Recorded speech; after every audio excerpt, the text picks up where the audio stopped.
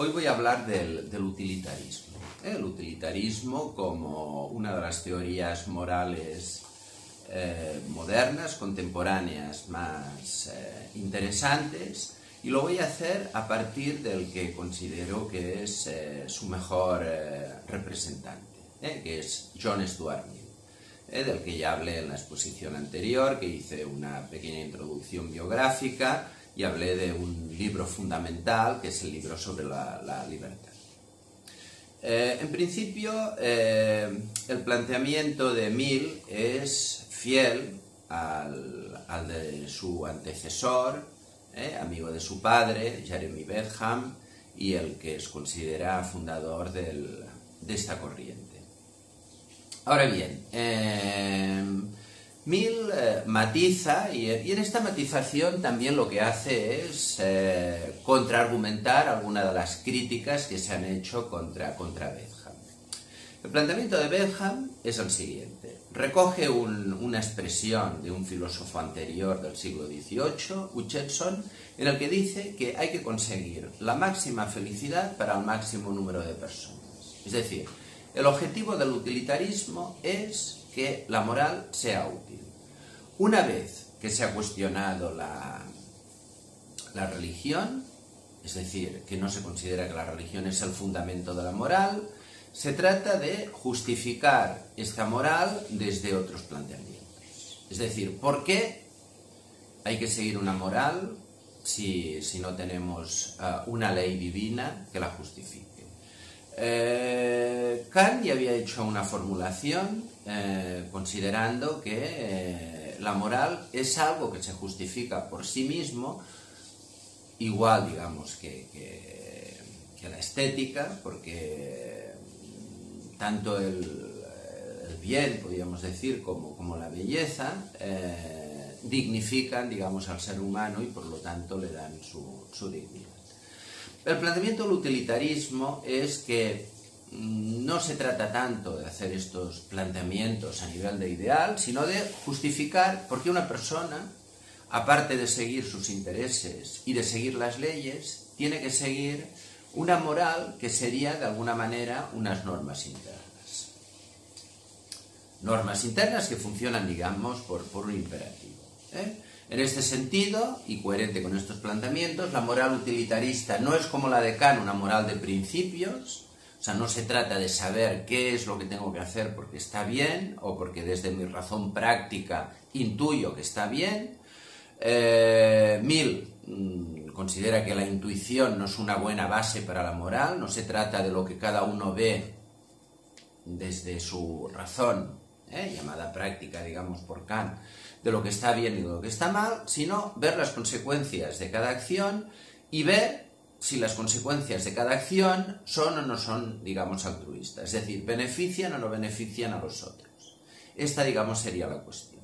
Por tanto, hay que seguir un método inductivo, es decir, a partir de la experiencia hay que buscar cuáles son las normas que funcionan. Es decir, por tanto, no se trata tanto de plantear principios generales, esto está bien, esto está mal, sino ver cada acción, qué consecuencias tiene para los otros.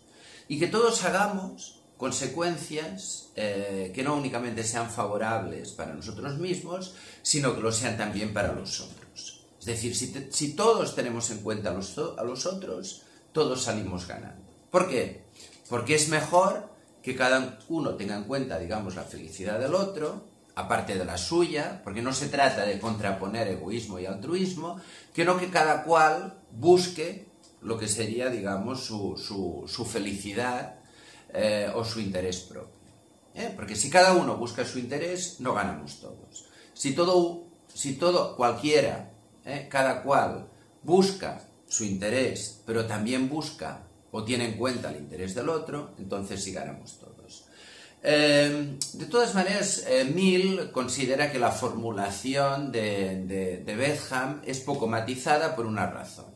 Porque al plantear la satisfacción como máximo de placer y mínimo de dolor, y en todo caso esto llevaría, digamos, a un cálculo puramente cuantitativo, lo que hace Bentham es no recoger lo que de específico tiene, digamos, los humanos. Es decir, que la palabra felicidad, para Mill, es una palabra humana que representa la complejidad de lo humano y que no se reduce únicamente a satisfacción o a placer, cosa que sí podemos hacer, digamos, en cualquier otra especie animal. Porque, y esta es una frase de Mill que tiene su miga, dice: más vale ser un Sócrates insatisfecho que un puerco satisfecho. ¿Qué quiere decir?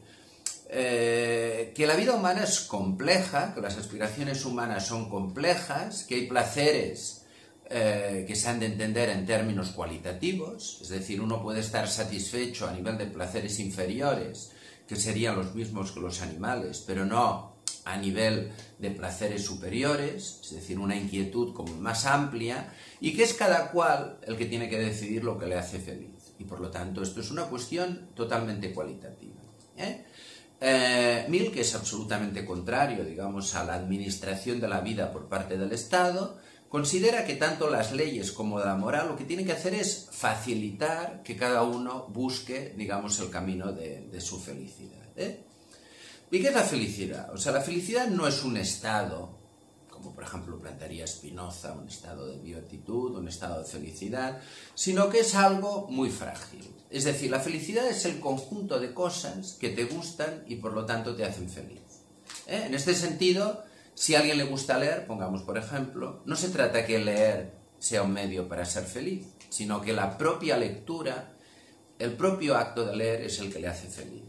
Por lo tanto, la felicidad será para cada persona el conjunto de cosas que te producen, digamos, esta satisfacción interna, que es cualitativa y que solo tú puedes medir.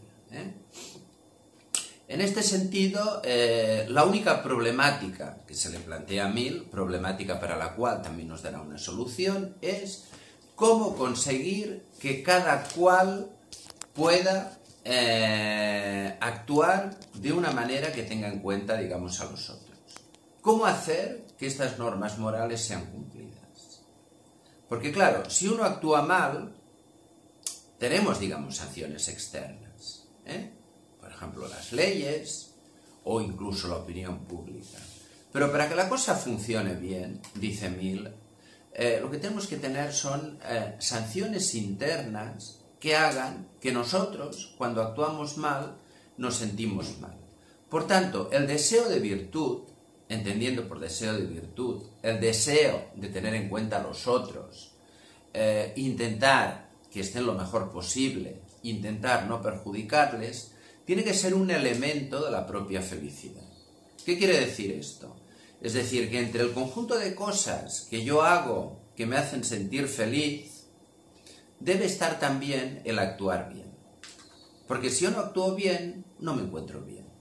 Por lo tanto, no hay una contraposición, como por ejemplo en el caso de Kant, entre la satisfacción o la felicidad y el deber, sino que el deber o este deseo de virtud se integra dentro de este deseo de felicidad. Yo deseo todas las cosas que me hacen feliz. Y entre estas cosas que me hacen feliz está el actuar bien.